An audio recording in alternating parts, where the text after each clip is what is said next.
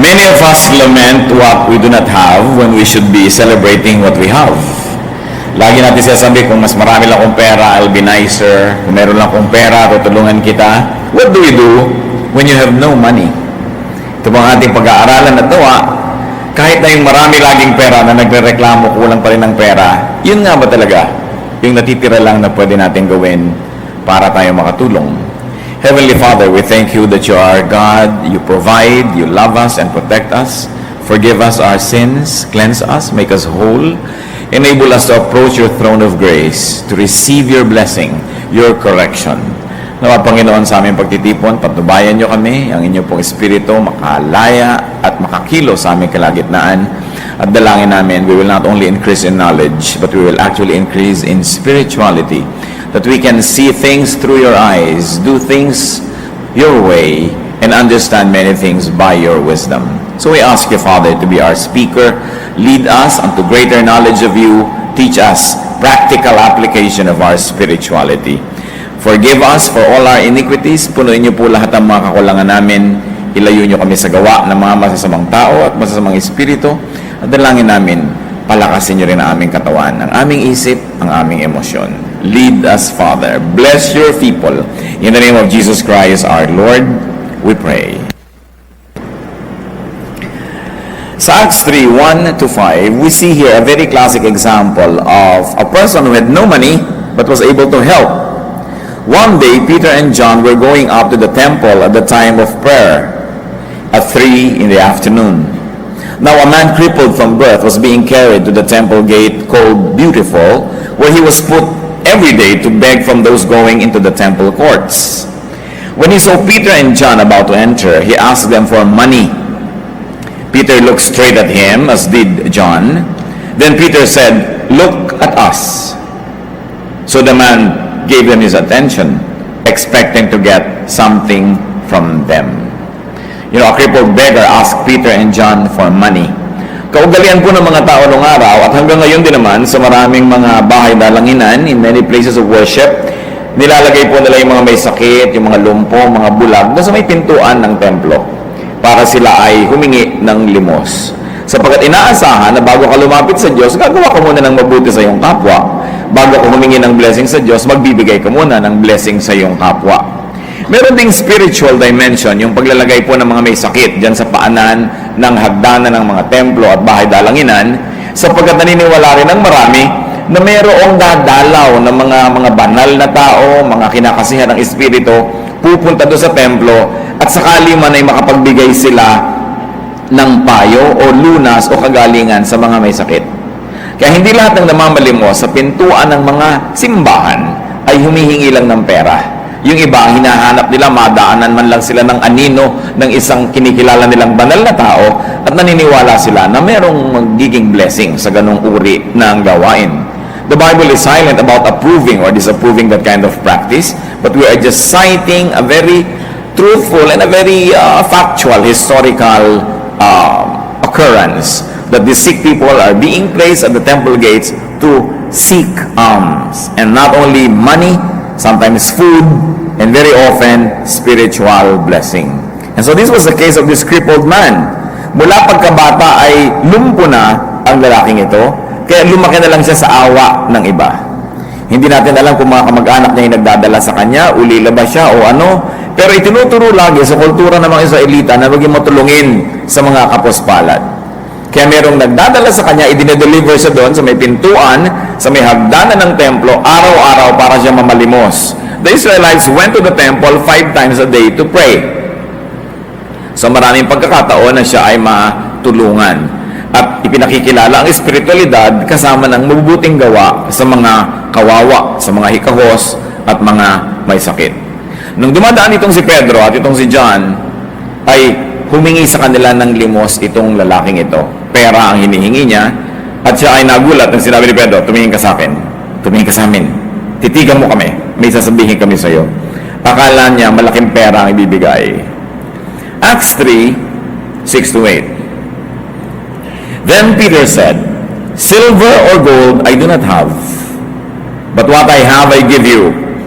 In the name of Jesus Christ of Nazareth, walk." Siguro yung first part ng sentence niya ay nakaka-disappoint doon sa lalaki. Sabi, wala kaming pera, wala kaming kapera-pera. Pero kung anong meron kami, yun ay ibibigay namin sa iyo. Sa ngalan ni Jesus na taga Nazaret, maglakad ka. Tumayo ka, gumaling ka dyan, at ang hindi ka na kailangang mamalimos pa.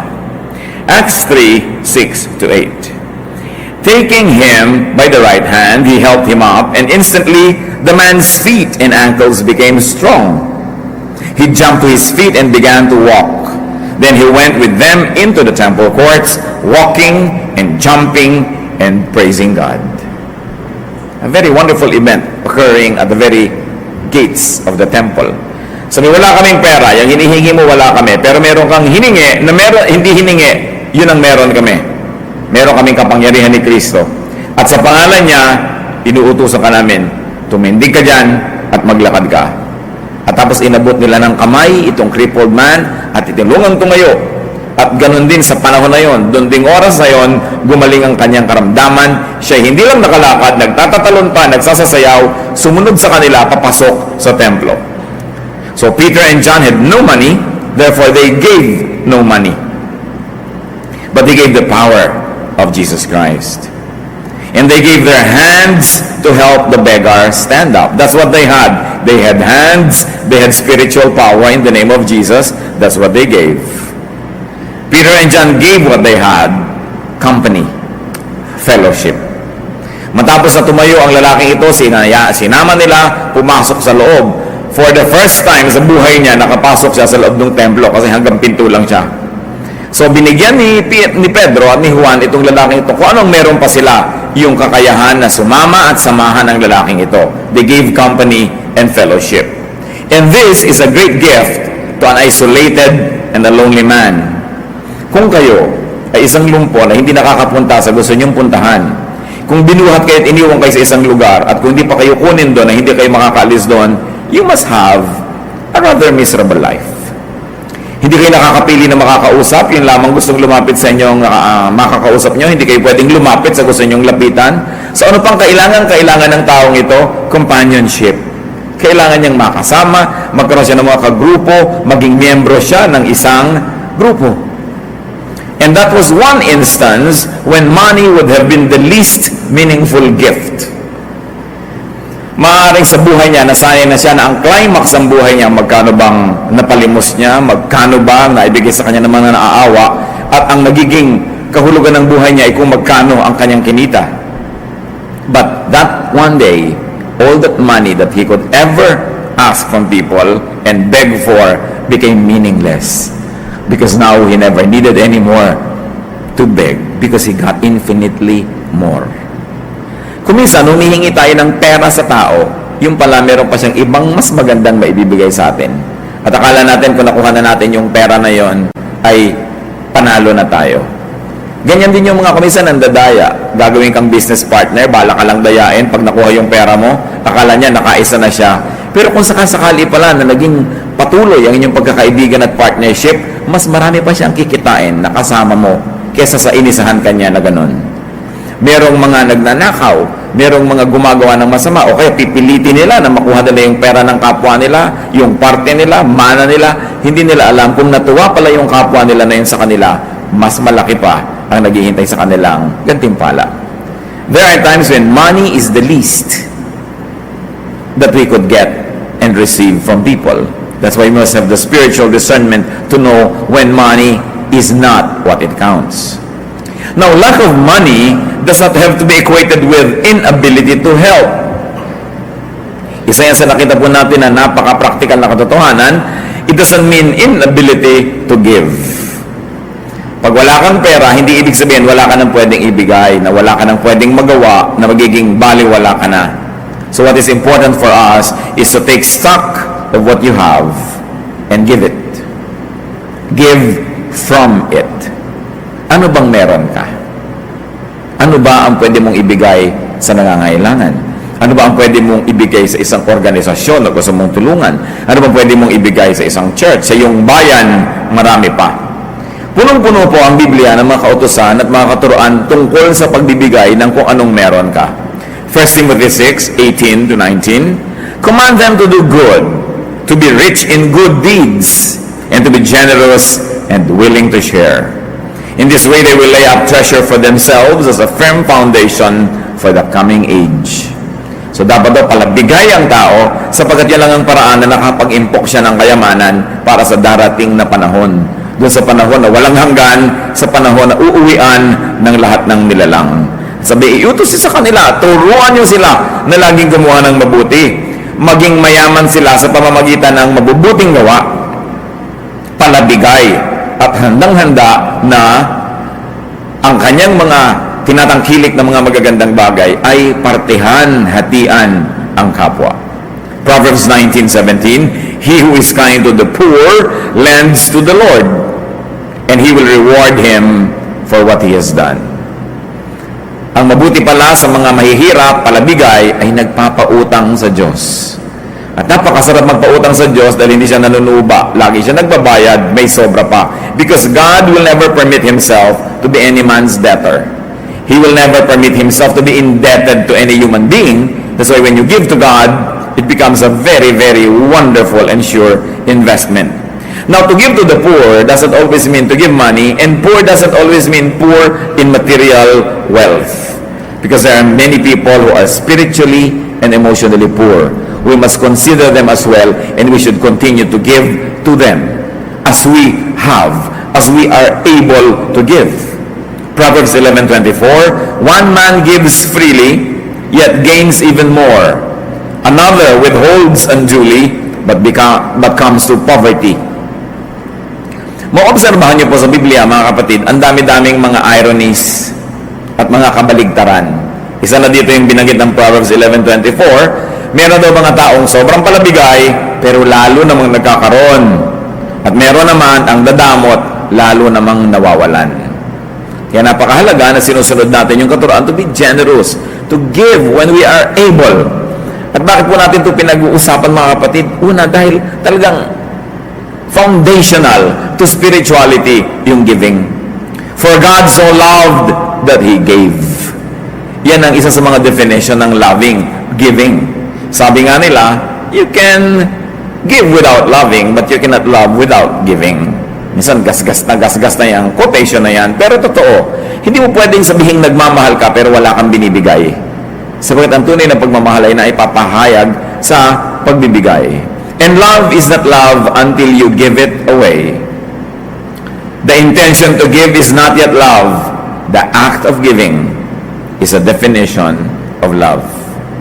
So one who gives friendship naturally begets friendship, and one who withholds friendship naturally loses it. In a manner of speaking, you keep only what you give away, and ironically, you lose what you selfishly keep. Sa buhay espiritual, marami pong kabaligtaran. Yung ipinapamigay mo, yun lang ang bumabalik sa'yo. At yung pinipilit mong kamkamin, sarilinin, yun naman ang nawawala. Proverbs 3:27-28. Do not withhold good from those who deserve it when it is in your power to act. Napakadaling maintindihan, pero madali bang i-apply? Huwag daw pagkakaitan ng mabubuting bagay ang mga karapat-dapat tumanggap nito. Sabi natin, siyempre naman. Pero tanong, meron kayong kilala, kaibigan, meron kayong kapatid sa Panginoon, merong tindahan, naghihirap siyang mamili, magtinda, pinagtutubo niyo ba o hingi kayo ng hingi ng discount? The person na namumuhunan deserves to profit. Kaya nga siya nagpapagod, gumigising ng maaga, nagtitinda para siya tumubo. Tapos wala kang gagawin kundi humingi ng discount. Pag merong ahente na nagbebenta sa'yo ng kotse, ng lupa, ng insurance, alam ko may commission ka dyan. Hati na lang tayo sa commission mo, bawasan mo naman yung commission mo. Kaya nga siya nagtitinda niyan para siya magka-commission, tapos hihingin mo yung commission niya. That is withholding something from the one who deserves it. Because the person works. And when you plant, you harvest. When you work, you benefit from your work. Nobody plants without the promise of being partakers of the harvest. Maraming mga ganon. Deserve nila, inaalis natin yung dapat sana ay sa kanila. Yung mabuti sa atin, they deserve na gawa natin ang mabuti. Yung nagbibigay sa atin, they deserve na suklian natin yan. When people have earned it. Sasabihin pa natin, pambira naman yung doktor na yun. 3 minuto lang akong tiningnan, tapos 500 ang bayad. 9 na taon naman nag-aral yun, ano? Gusto mo 9 na taon ka rin yung tingnan para magbayad ka ng mahal. Sabi mo, sandali lang akong tiningnan. Pero ang tagal niyang pinag-aralan kung paano ka titingnan. Kasi mo, ang gusto mo, 3 minuto kang tiningnan, 3 piso ibabayad mo sa kanya. Ay ang mahal-mahal ng puhunan niya sa pag-aaral. Minsan we have misplaced values. Akala natin ganun lang yun. Pero syempre, pag espesyalista, bayaran mo ng mahal. Quality is expensive. Merong gusto, ang ganda-ganda ng bibilin, ayaw naman magbayad. Tatandaan natin yun, reward people who work. Make it a habit to reward people who work. And one of that is to allow them to earn. What can we give to people? Nakita niyo po si Peter and John, ibinigay nila yung nasa kanila, kapangyarihan na spiritual at yung mga kamay nila na pwede nilang iabot. Na, meron sila nun eh. At yung oras nila para makisalamuha, makipagmabutihan, makipag-fellowship doon sa taong hindi pa naranasan kahit kailan na may makasama at pumunta doon sa loob ng templo. Sa atin ngayon, what can we give to people? And I like you to think of people you love, those who love you, those who are good to you, and those who you think you are good to. We have to give people attention. Ang kakulangan sa atensyon ng isa sa mga pinakamalaking karukhaan ng tao ngayon, kulang na kulang sa pansin. Marami ngayong mga bata lumalaki, isa lang yung magulang na kasama sa bahay dahil nagtatrabaho sa malayong bayan. Kung isa nga, parehong wala pa. Kulang sa pansin. Maraming mga asawa, kulang sa pansin. Maraming mga magulang, kulang na kulang sa pansin. Ewan ko lang kung i-iskora natin yung sarili nyo ba, masasabi nyo kulang ka sa pansin? Marami nun, kung aaminin lang natin yon. We always think we get less attention than we deserve or less than we want. So it's an epidemic. But it's so sad when it's your very husband or wife, your very girlfriend or boyfriend, your very friend, your very relative, your very office mate, housemate, classmate, yung hindi natin nabibigyan ng attention. We can write, we can call, madali mag-text, and some even YM, mag-chat, so that we can minister to give comfort. You can give comfort. We can give company. It's very important to give people companionship. We can give them connectedness and connection. People like to connect, so they like na may kasama, may kausap, may kasabay. People need affirmation, and we can even give them entertainment. When there's too much to worry about and to think about that they're already at the brink of probably destroying themselves or being destroyed, then people need to be entertained. Kailangang malibang, maaliw, kailangang ilayo ang iniisip sa mga nagpapabigat sa kanilang buhay. At lahat ng yan ay dapat at kailangan nating ibinibigay sa ating kapwa. 2 Corinthians 1:4, God comforts us in all our troubles so that we can comfort those in any trouble with the comfort we ourselves have received from God. Tayo daw ay binibigyan ng Diyos ng ginhawa at nang sa ganoon ay makapagbigay din tayo ng ginhawa sa mga nangangailangan nito. Sa makatuwid, ang ginhawa na ating tinatamasa ay hindi lang para sa atin. Ito ay binibigay din ng Diyos para tayo naman ang magbigay nito sa mas nangangailangan pa. So whenever you are not very needy of comfort, it means that you are positioned to be the giver of it. Dalawa lang naman yan eh. Kayo yung talagang kailangan yung may magpaginhawa sa inyo, magpaluwag ng loob, mag-minister sa inyo, magpalakas ng loob. Pero kung hindi ganoon ang ating kalagayan, salamat. Pero ang ibig sabihin, tayo naman ang dapat naghahanap ng mapagbibigyan natin ng ganong ginhawa. Job 2:11, when Job's 3 friends heard about all the troubles that had come upon him, they set out from their homes and met together by agreement to go and sympathize with him and comfort him. Alam natin ang kasaysayan ni Job, napakayaman, napakasikat, pero lahat ng mga pagpapalang ito nawala sa isang iglap. Namatay ang mga anak, naglaho ang mga kayamanan, nabalot ng galis ang kanyang katawan, nagkaroon siya ng sakit. Yung 3 kaibigan niya, nag-usap-usap, nagkita, naglakbay ng malayo para makiupo sa kanya doon sa mga abo. Kaugalian nun, umuupo sila sa abo pagka sila ay nagdadalamhati. When they are mourning, they sit in ashes. Not to mention the fact that Job was covered with sores and wounds, and he needed this disinfectant, mga ash, to cover his open wounds.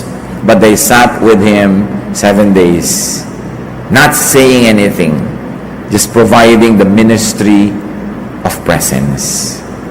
Mga kapatid, presence is a very powerful ministry. Hindi mo na kailangan pa magsalita, hindi mo kailangan mag-moralize, hindi mo kailangang mag-philosophize. Just be there when people are sick, when people are lonely, when people are needy, when they are dejected and rejected, when they are frustrated with life. Just be there. And there's power from your presence that could minister to the person.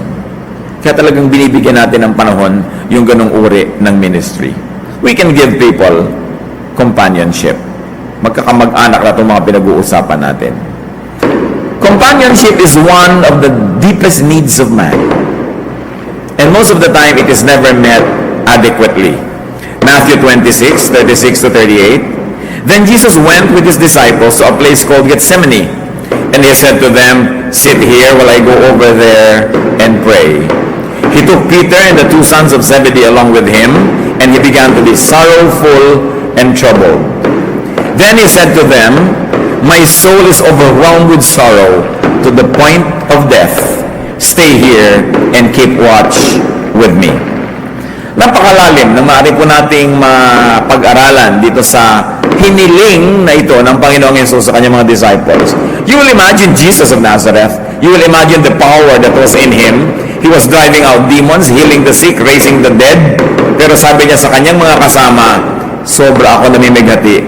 Sobra ako nalulungkot. Ang bigat-bigat ng kalooban ko. Damayan niyo ako. Dito kayo, samahan ninyo ako.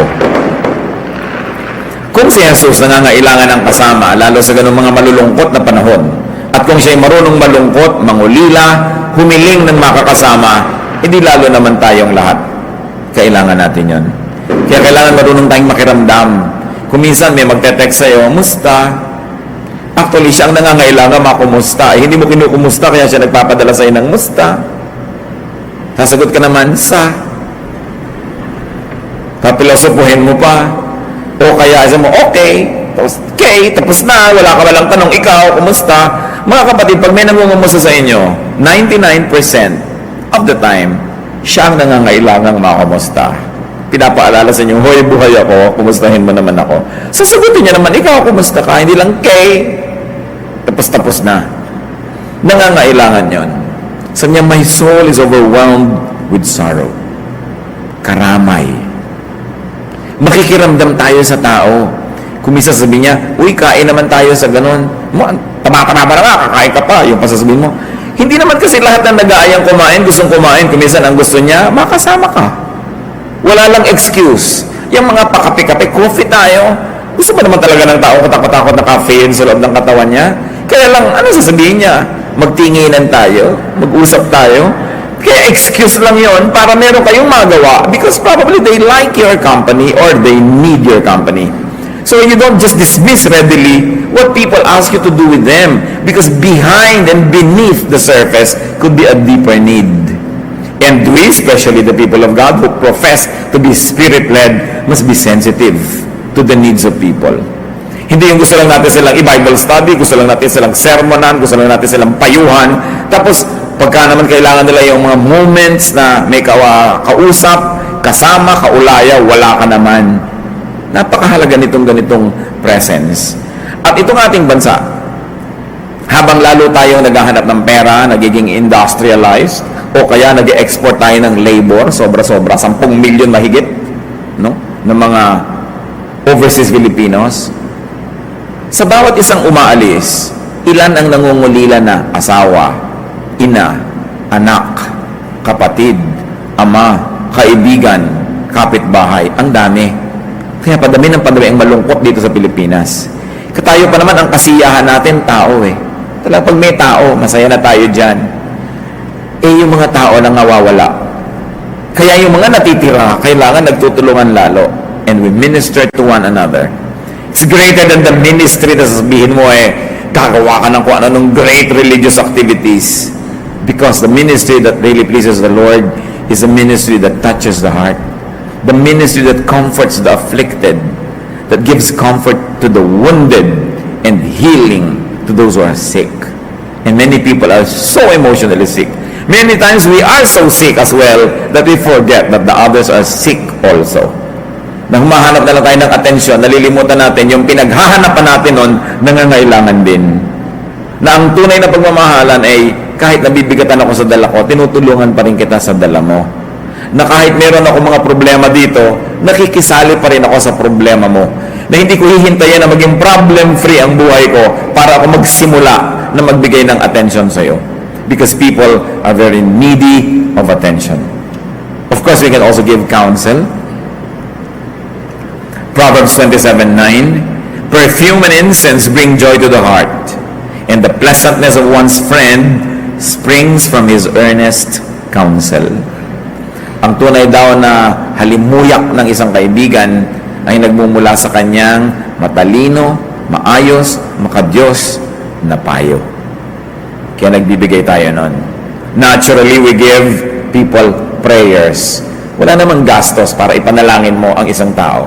Liba na lang maarte ka, kailangan pang manalangin sa paanan ng bundok, Golgota, medyo magastos yun. Pero kahit saan ka naman, pwede ka mag-pray. So, hindi ka nagkakagastos, pwede mong ibigay yan. 2 Corinthians 1:11, as you help us by your prayers, then many will give thanks on our behalf for the gracious favor granted us in answer to the prayers of many. And of course, you add to your notes, naturally, what Peter and John give Jesus. Kapag ibinigay mo na sa Panginoong Jesus, talagang kompleto na.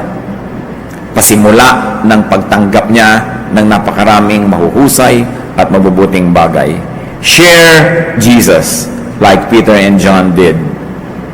But remember this, sharing Jesus needs practical deeds. Hindi lang tanggapin mo si Jesus, period. Kailangan sinasamahan mo, tinuturuan mo, ginagabayan, ipinapanalangin, binibigyan ng companionship. Pag pinag-aralan natin yung Christian movement, yung kauna-unahang mga pagsasama-sama nila, they were full of practical ministrations. Hindi sila tadtad ng theology, hindi sila tadtad ng mga kung ano-ano, mga difficult studies, pero punong-puno sila ng pagtutulungan, pagmamahalan, pag-iibigan. And that made the initial Christian movement very, very powerful. Because love is the most powerful of all powers. And nobody can resist love when love moves. That's why Christianity was very powerful. Because it was propelled by love, defined by love, encouraged, empowered by loving. Do not let lack of money stop you from giving. Minsan meron tayong poverty mentality. Akala natin kung wala tayong pera, tayo na lang lagi dapat ang tumatanggap. Tayo na lang dapat lagi ang mareregaluhan. Libre lahat dahil mahirap tayo. Hindi yun totoo. Pera, isa lang yan sa pwedeng ibigay. Ang dami pang iba. But we should always be giving because giving gets us involved in the cycle of life. What is life? Inhaling, exhaling, eating, defecating, in, out. Ganon talaga ang buhay. Giving, receiving. If you do not give, you do not complete the cycle. If you keep receiving and receiving and receiving, subukan nyo, mag-inhale kayo. Inhale, inhale, inhale, and don't ever give it up. Don't exhale. Sasabog kayo nun. You'll die. Because you have to inhale and exhale. You have to receive and give so that you will have balance. Giving connects us to people. What better connection can we have with people than the giving connection? That we give to them, they give to us. And that's how interpersonal relationships are strengthened. When we become interdependent, not overly dependent, but we need people and people need us. We give to them and they give to us. That's what the city is all about. That's what the town, the village is all about. People needing people. You want the baker to be there. You want the bartender to be there. You want the preacher to be there. You want the laborer to be there. You live in a village. You live in a town or a city where people minister to people. You don't live a hermit's life. That's what being together is all about. So giving connects. Giving earns for us the privilege to receive. And not only that, to keep receiving. Sometimes you receive, you do not give back. You still receive, you do not give. You do still receive, you do not return the favor. You receive, you do not give back. Do you think you can keep on receiving? No, it will stop. Because the only logical way to complete the cycle of receiving is giving also. Kailangan nagbibigay.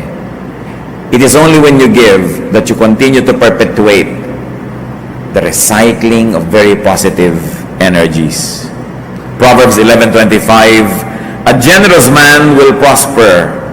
He who refreshes others will himself be refreshed. Yan ang paraan. Para ka manariwa ang mga pagpapala sa iyo, panariwain mong iba. Para ka madilig, magdilig ka. Para ka sumaya, magpasaya ka. Napakahalagang maisip yon. Giving empties us enough to receive again. Because when you let go, your hands become free to receive fresh supplies. And giving expresses our gratitude to the giver who is God and to all other givers who are people. Kung tayo marunong tumanang ng loob sa Diyos, pag tumatanaw tayo ng ating utang na loob, nagbibigay tayo sa Diyos, sa kanyang gawain, at sa kapwa-tao. Ang isa sa mga pinakamabuting pagtanaw ng utang na loob sa kapwa-tao, lalong-lalo at hindi mo na kaya siyang bayaran, wala siya, o hindi niya kailangan, gumawa ka ng mabuti sa iba na hindi rin makakabayad sapagkat walang-wala. Mas hindi ka kayang suklian o bayaran, mas totoo ang pagbibigay. At noon lang tayo nakakabayad-bayad sa napakarami rin namang tao, hindi na natin kayang hanapin pa para suklian din sa mga kabutihang ginawa nila sa atin. Very especially if you receive good things from people, give back to your benefactors. All beneficiaries should give back to their benefactors. Sometimes you cannot give back money, but even money is a temporary issue.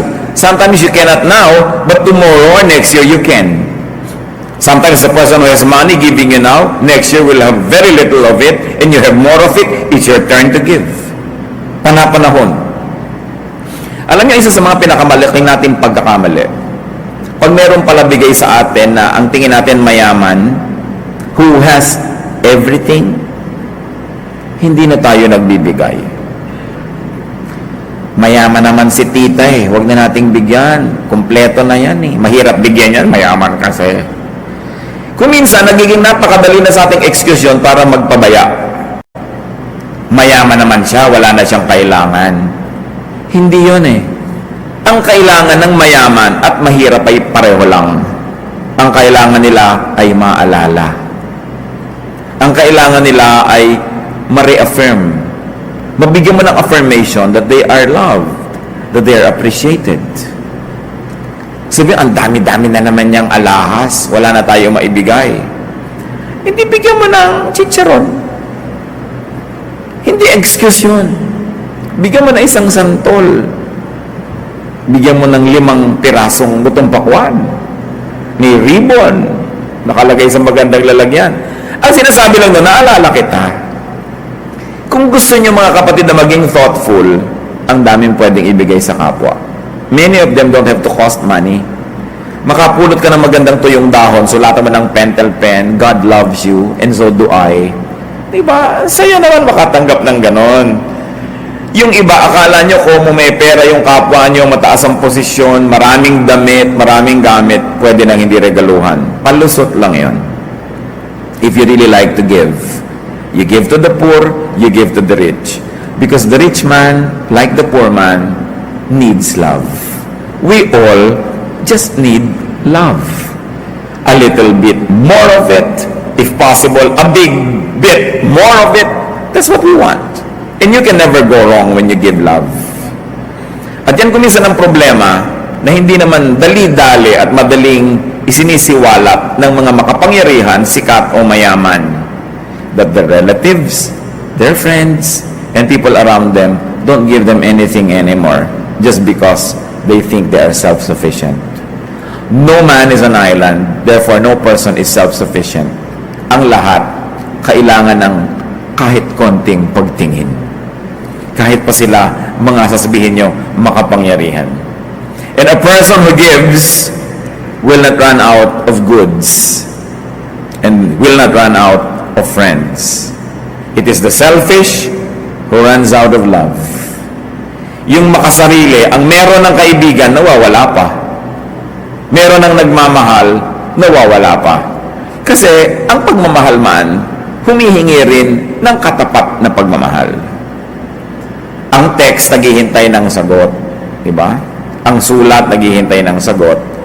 Yung ginagawa mo na pagbibigay ng mabuti sa iyong kapwa, aminin mo mat hindi, naghihintay ka rin ng sukli. Kahit yun ay thank you, kahit yun ay isang kiss, kahit yun ay kotse o bahay o anuman, dapat sinusuklian. At hindi lang pera ang panukli. Actually, yun talagang pinag-uusapan natin dito. Don't ever have the excuse that just because you don't have enough money, you are already free from your obligation to be nice. Na magsukli. Give what you have. Tulad nila Peter. If not money, then service. 1 Peter 4:10, each one should use whatever gift he has received to serve others, faithfully administering God's grace in its various forms. Madalas mangyari ito sa magkakapatid. May sakit ang magulang nyo. Hili-hilian kung sino magpapa-ospital. Pakiramdaman kung sino ang pinaka-hindi makakatiis. Bumubula na yung bibig ng magulang, nangingisay na, kulay asul na. Wala pang nangunguna kasi kung sino magdala sa ospital, siyang magbabayad. Pakiramdaman. Mga kapatid, siguro hindi naman mahirap isipin ganito. Natural, yung mas maraming pera, yun ang meron siya eh. Siguro mas maaasahan talaga na siya ang magbibigay. Pero ikaw na walang pera, di ikaw ang magbantay. Ikaw na yung magpabarok pa rito, mag-ayos-ayos. Kasi wala ka nang kontribusyon na pera. Give service. Sa magkakapatid, lagi nagkakahilian, ay si ate maraming pera yan, ay si junior, yan ang maraming pera, yan ang paggastos yan. Eh anong kontribusyon mo doon? Kailangan meron. Kung hindi ka makakapagbigay ng pera, serbisyo. Mahilig kayo maglinis ng mga nicho-nicho dahil November 1, hindi ikaw makakapagbigay ng pintura, ng makalburot, kung ano-ano. Di ikaw magkulkul doon, maglinis-linis doon, mag-brush. Kailangan mayroon kayo contribute, hindi lang pera ang kinocontribute ng tao. Lalo kung wala kang pera, dapat willing ka laging volunteer na maglingkod. Kasi yun na nga yung currency mo, yung mga 10 mga daliri, maglingkod, magtrabaho. Unfair naman na yung gumastos na siya pa yung nakabantay doon. And sometimes I see this illness in the way people think. May sakit si nanay, itong anak na namamasukan sa Maynila pang ipapatawag para alagaan si nanay. Eh ito na nang may na magtatrabaho sa Maynila ang nakakapagpadala ng pera. So yung kumikita ng pera, dapat hindi yan inaabala. Hayaan niyo siyang kumita. At yung mga nakatiwangwang dyan, kayong magtrabaho, magbantay, maggawa niyan, para yung naghahanap buhay, patuloy makapaghanap buhay. Kanya-kanya tayo ng kakayanan, kanya-kanya dapat ng assignment. Ang nangyayari kasi sa Pilipinas, yung pinaka-responsabling anak, sa kanya nalang ipinapasan lahat. Hanggang siya igupo, mamatay o magsawa, mag-abroad at hindi magbigay ng number kung nasan siya dahil talagang nagsawa na. Huwag nyo namang sobrang asahan yung naaasahan. Tapos lagi natin pinapalusot, yun nagpapalusot because that is not God's justice. You should reward those who work and punish those who do not. Sabi nga sa New Testament, if anyone does not work, he should not eat. Talaga ang higpit ni Paul sa kanyang mga bagay. Pero dahil napakarami man talaga, abusero. If you cannot give money, then give other goods. Meron naman dyan, pupuntahan pa ng doktor sa bahay nila, doktor, wala po kaming kapera-pera, pasensya na kayo, talagang mahirap lang kami. Diba? Pero meron naman kayo dong mga prutas, pwede nyo ibigay. Meron naman kayo antik na kama, di ibigay nyo. At sa lagay, libre na lang, meron naman kayong pwedeng ibigay, ayaw nyo pa rin ibigay. So paglingkuran mo kami, pero yung amin pa rin. You must always give value for value. You must never try to escape responsibility. Kung meron kayong pwedeng ibigay, ibigay nyo. Huwag kayong mangkalibre. Laging meron yan. Goods, service. Philemon 1:17, si Paul, nung merong isang runaway slave na naging Christian, pinabalik niya dun sa amo. Sabi ko, kilala kong amo mo. Sasabihin ko sa kanya, huwag ka na niyang idemanda, huwag ka na niyang parusahan, tanggapin ka na lang niya. Sabi niya sa 1:17, Philemon, so if you consider me a partner, welcome him as you would welcome me. If he has done you any wrong or owes you anything, charge it to me. Value for value. Sabi ni Paul, ikaw, marami kang utang na loob sa akin, ha? Naging Kristiyano ka dahil sa akin. Nakakilala ka kay Kristo dahil sa akin. Laki utang na loob mo. Bueno, itong slave mo na tumakas, naging Christian din, naglingkod sa akin, kinagigiliwan ko siya, pinababalik ko siya sa iyo, huwag mo na siyang singilin. Charge mo na lang sa akin. Kulang ka pa. So, value for value. Dapat ganun. So, Romans 15:26-27, for Macedonia and Achaia were pleased to make a contribution for the poor among the saints in Jerusalem. They were pleased to do it, and indeed they owe it to them. For if the Gentiles have shared in the Jews' spiritual blessings, they owe it to the Jew to share with them their material blessings. Nagkaroon po ng mga tag-hirap sa Jerusalem, kung saan yung mga Hudyo ay nakatira, at kung saan mula sa mga Hudyo, si Jesus, ang Kristyanismo, ay nakarating sa mga Gentiles. So nung umasenso yung mga Gentile churches, sabi nitong sumulat ng Romans, kayo, nakatanggap kayo ng spiritual blessing galing sa Israel. Anong marapat yung gawin? Hindi nyo sila pwedeng mabless spiritually. Sila nga ang nagbigay nun. Bigyan nyo sila ng pera. Magpadala kayo ng tulong. May pangangailangan sila ngayon, nahihirapan sila. Palitan nyo ng material blessing, yung spiritual blessing na nakuha nyo galing sa Israel. This is the essence of the verses. Sasabihin, hindi pwedeng libre-libre kahit spiritual blessing. Palitan mo ng ibang blessing.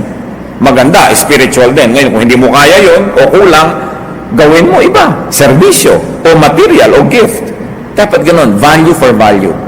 Di ba natin nakita? Pwede naman i-declare ng Diyos, o lahat ng tao, patawarin na lang lahat ng kasalanan, libre na lang kayo lahat. No. That's not God's way. Jesus paid.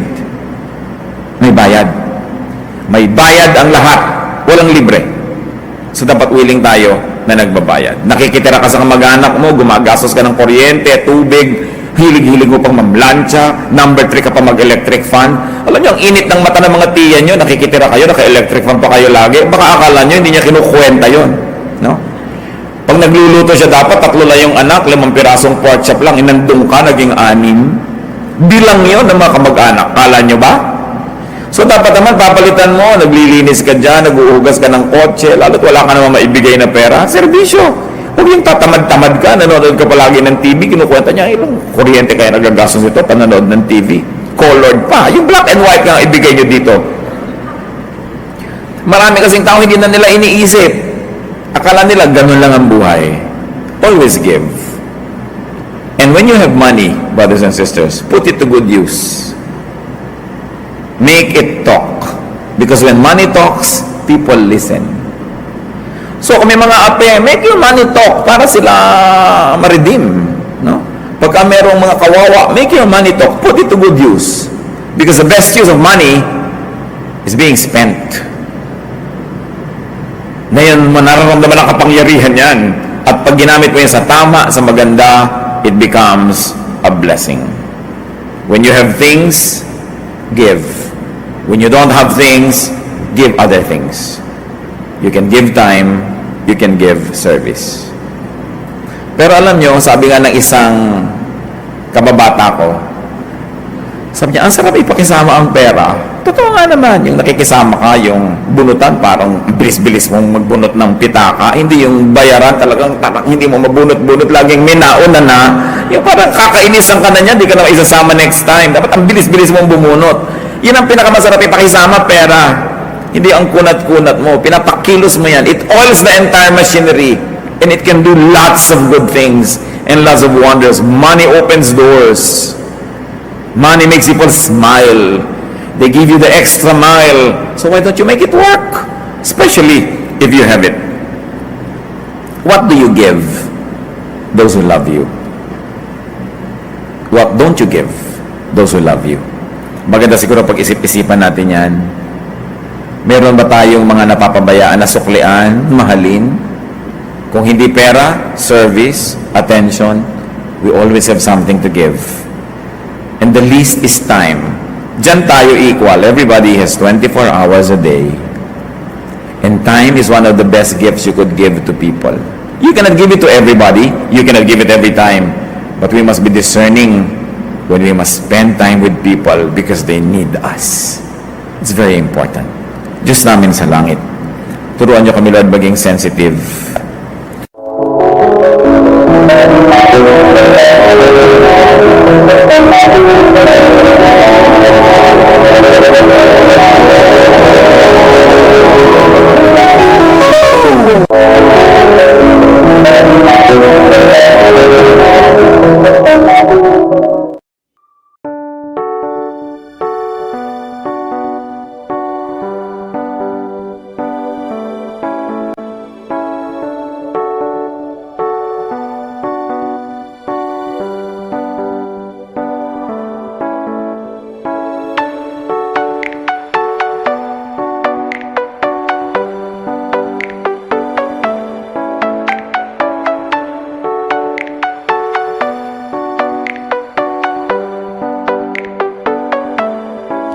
Anh ai mơ mộng mình thứ xa xôi, không bàn về tình ái một nơi sống chung là trọn kiếp đây thôi, đâu quan tâm gì chuyện đời. Thế mà lại nằm tương tư ông tầm ba mối xa tơ, đêm nằm trộn nhớ mơ mơ về ai. Thì ra anh yêu rồi, từ ánh mắt nụ cười, từ đôi môi gọi mưa xa xuyên lòng anh. Thì ra mấy em rồi, ngày hay đêm ôm lời, chỉ nghĩ đến em thôi, đó là do anh đã yêu rồi, anh đã yêu rồi, anh đã yêu rồi.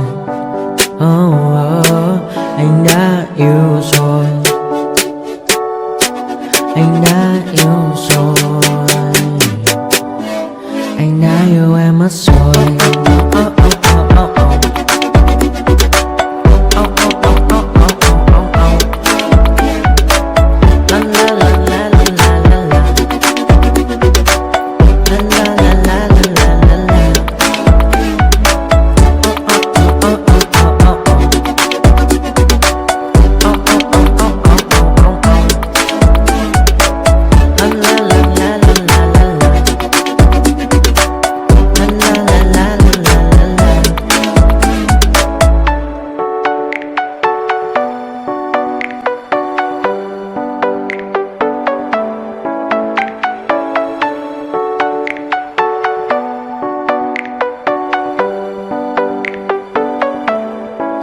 Anh ai mơ mộng mình thứ xa xôi, không bàn về tình ái một nơi sống chung là trọn kiếp đây thôi, đâu quan tâm gì chuyện đời. Thế mà lại nằm tương tư ông tầm ba mối xa tơ, đêm nằm trộn nhớ mơ mơ về ai. Thì ra anh yêu rồi, từ ánh mắt nụ cười, từ đôi môi gọi mưa xa xuyên lòng anh. Thì ra mấy em rồi, ngày hay đêm ôm lời, chỉ nghĩ đến em thôi, đó là do anh đã yêu rồi, anh đã yêu rồi, anh đã yêu rồi. Oh, oh, anh đã yêu rồi, anh đã yêu rồi, anh đã yêu em mất rồi.